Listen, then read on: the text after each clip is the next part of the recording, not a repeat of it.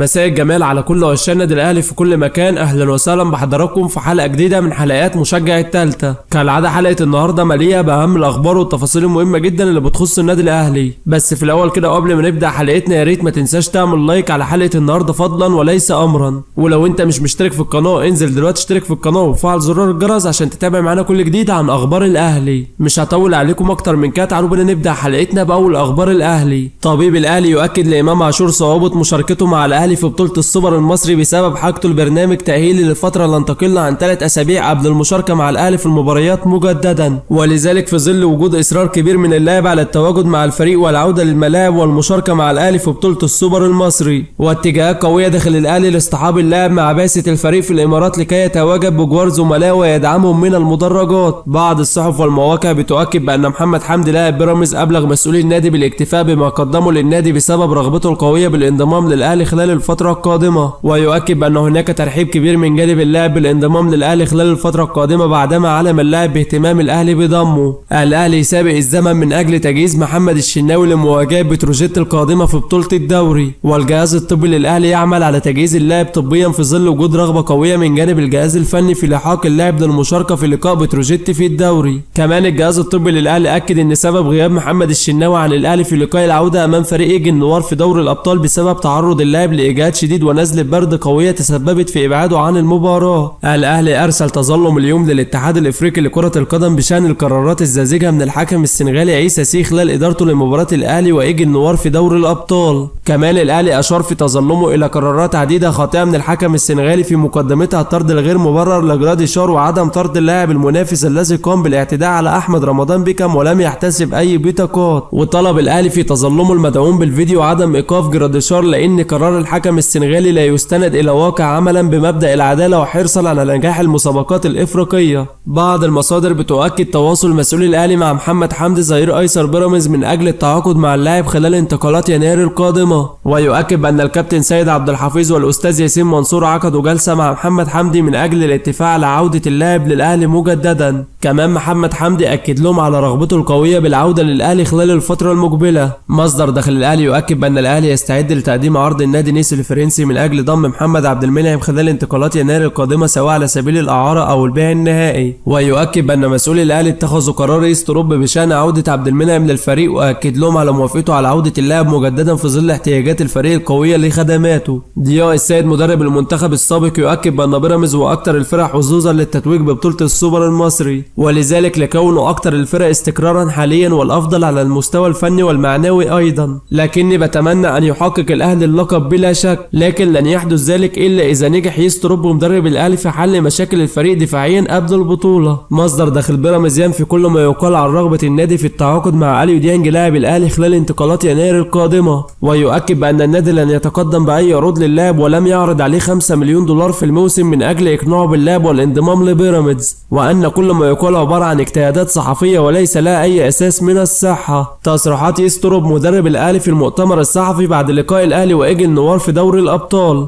يسترب قال منذ البداية كان هدفنا هو التأهل لدور المجموعات، ونتيجة لقاء الذهاب ساعدتنا كتير في تحقيق ذلك. واجهنا موقف صعب منذ البداية بعد حالة الطرد الذي تعرضنا لها في أول ربع ساعة من المباراة، ولعبنا أكتر من 75 دقيقة ب10 لاعبين أمام 11 لاعب، لكن الفريق أظهر شخصية قوية وروح قتالية كبيرة. في المؤتمر الصحفي الماضي سألني أحد الصحفيين عن أزمة الدفاع، واليوم قدمنا الرد داخل الملعب. ضيقنا المساحات ولعبنا ككتلة واحدة، وهو ما جعل الأداء الدفاعي أفضل بكتير عن المباراة السابقة. أشكر عمر كمال عبد الواحد على استغلال الفرصة التي أتيحت له، وأشكر جميع اللاعبين على القتال والفوز رغم النقص العددي. قمنا بإجراء العديد من التعديلات على التشكيل، ورغم ذلك حافظوا اللاعبين على الجودة العالية، وهو ما يؤكد أن الأهلي يمتلك مجموعة قوية من اللاعبين أصحاب الكفاءة. أنا من نوعية المدربين الذين يمتلكون مرونة في طريقة اللعب، ولذلك أتعامل مع كل مباراة بطريقة تناسب الخصم مع الحفاظ على الأساس الذي نعمل عليه. أتعلم كل يوم من المباريات ومن اللاعبين، وفي أول 3 مباريات ليا مع الأهلي حققنا 3 انتصارات، والهدف دائما هو الفوز وتطوير الأداء. أثق في جميع اللاعبين وأعمل على أن يشعر كل لاعب بأنه جزء من الفريق، لأننا بالفعل نعمل كفريق واحد. وبكده يا صديقي نكون وصلنا لنهاية فيديو النهارده اللي بتمنى ينال إعجابكم. في نهاية حلقتنا ما تنساش تعمل لايك، ولو أنت مش مشترك في القناة اشترك في القناة وفعل زرار الجرس عشان تتابع معانا كل جديد عن أخبار الأهلي.